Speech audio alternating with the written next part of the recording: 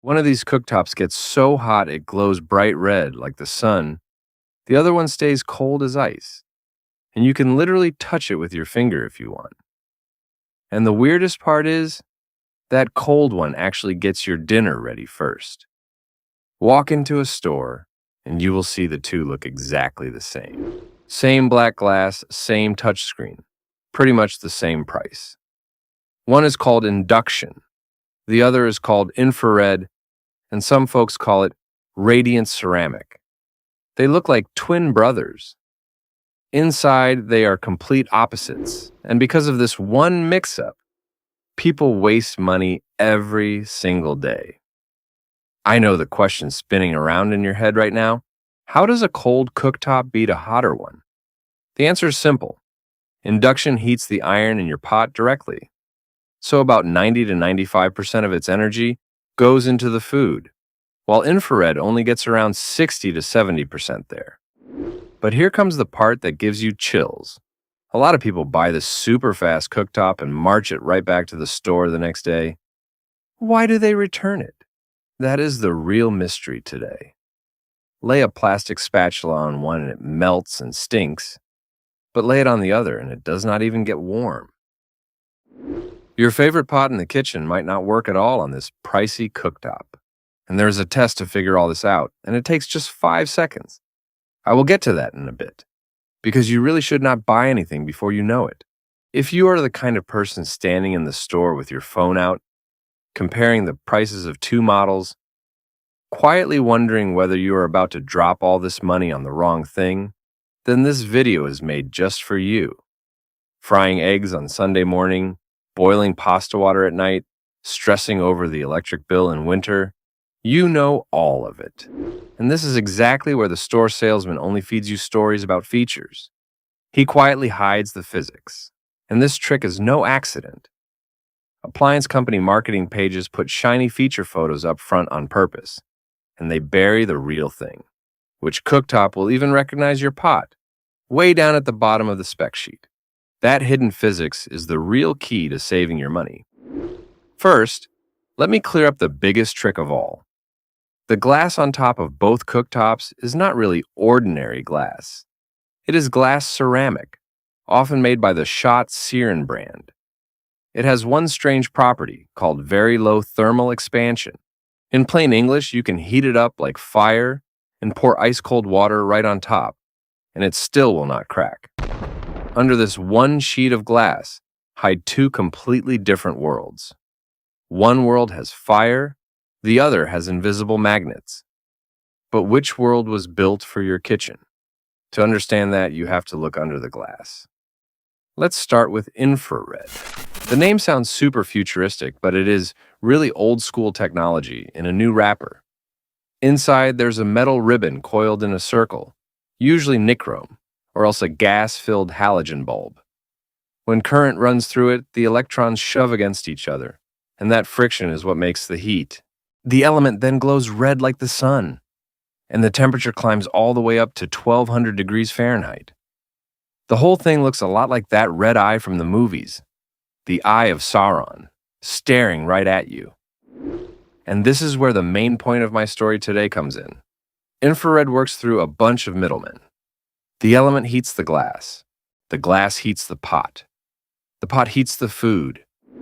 Every time it changes hands, a little bit of energy just vanishes into thin air.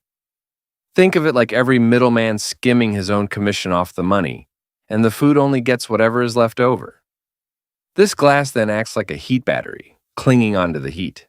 That is why the hot surface light stays on for about 20 minutes, even after you shut the cooktop off. Middlemen do not let go of the money easily, right? But induction cuts out this whole line of middlemen in one clean move. How? That is the strangest part. Induction does not actually make any heat at all. Let me say it again. The cooktop itself does not get hot. It only makes magnetic energy. There's a coil of copper wire sitting under the glass. Turn it on and alternating current flows through that coil, creating a magnetic field that flips north to south 20 to 50,000 times a second. Put your hand in this field, and nothing happens because your hand does not hold a magnet. But set down an iron or steel pot, and the magic starts right away. Two things happen at the same time.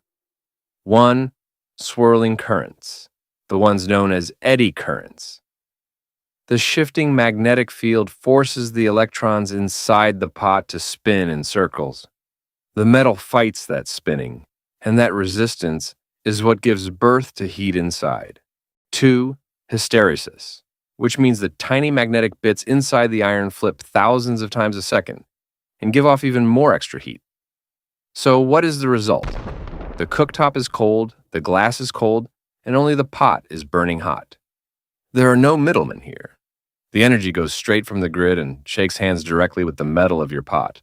Nobody in the middle is skimming a commission, and that is why it is so fast and wastes so little. So induction is the best, right? Hold on a second.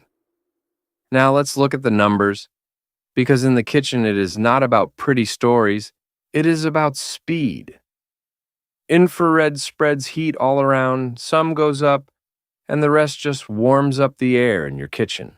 Meaning when you boil water, for every dollar of electricity, you're spending about 30 to 40 cents just heating up the kitchen. America's Department of Energy figures say that with induction cooking, about 85 to 90% of the energy reaches the food directly, while a regular radiant or infrared cooktop lags way behind. Boiling 1 liter of water takes 7 to 8 minutes on gas and 5 to 6 on infrared.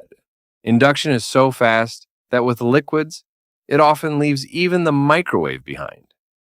It is so fast that it changes your old cooking habits completely. Put the onions on and step aside to chop some garlic. Come back and you will find the onions burned to black charcoal. By now it feels like everything is clear. The cold cooktop has won, so just go to the store and buy induction with your eyes closed. But if I ended the video right here, I would be cheating you. Because induction has one hidden weakness, and that is exactly why so many people show up at the store the next day with their box of pots in hand. Induction is incredibly picky. It only works on magnet-grabbing metal, meaning ferromagnetic pots. If the pot does not grab a magnet, the magnetic field passes right through the pot's body like a ghost, and nothing gets hot. Aluminum? Fail. Pure copper? Fail. Glass pots? Fail. And here comes that 5-second test I mentioned at the start. Grab a plain magnet off your fridge and stick it to the bottom of your favorite pot. If it sticks firmly, you are safe. If it falls right off, you know you will have to buy a new pot. There is a shortcut, sure, you can set a steel interface disc on top. But if you do that, your shiny fast cooktop drops right back down to that slow hot plate level. So what did you pay all that money for? Now a lot of you will say, infrared is old technology, so it must be bad.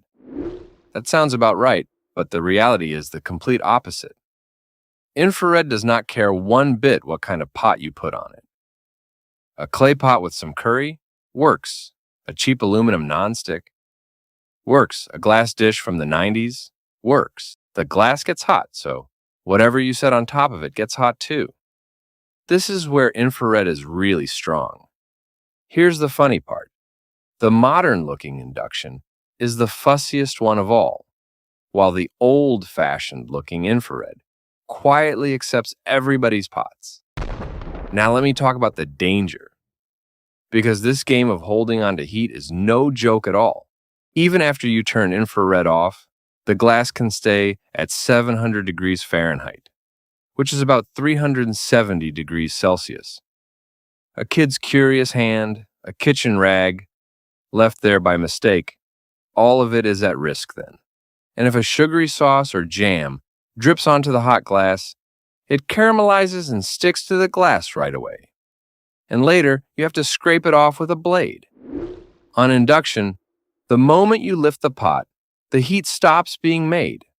The glass is only as hot as the pot made it while it sat there. There is a famous demo where you put a piece of paper between the pot and the glass and cook, and the paper does not burn. This is just to make the point. So do not try it at home, okay? So what is the answer to that mystery from the start? How does the cold cooktop beat the hotter one? Because infrared sends heat around through the hands of middlemen and loses half its energy along the way, while induction shakes hands directly with the pot and gets the job done. Honestly, I do not have a perfect answer for which one is best either, because it all depends on your pots and your cooking habits. Now, the decision is actually simple. If your pots grab a magnet and you want fast cooking, a lower bill, a cool kitchen, and extra safety, then induction is for you. And if your home has all kinds of pots, clay, glass, aluminum, and you want a cooktop that takes them all without asking any questions, then infrared is your friend. From now on, you know exactly what is going on under that black glass. The store salesman might not know, but you do. Go home today, pull that magnet off your fridge, stick it to the bottom of your favorite pot, and then tell me in the comments whether it passed or failed. And now let the real debate begin. Which side are you on? Team Induction, the folks ready to buy new pots if that is what it takes for speed and a smaller bill? Or Team Infrared, the folks who say keeping your old pots alive is the real freedom?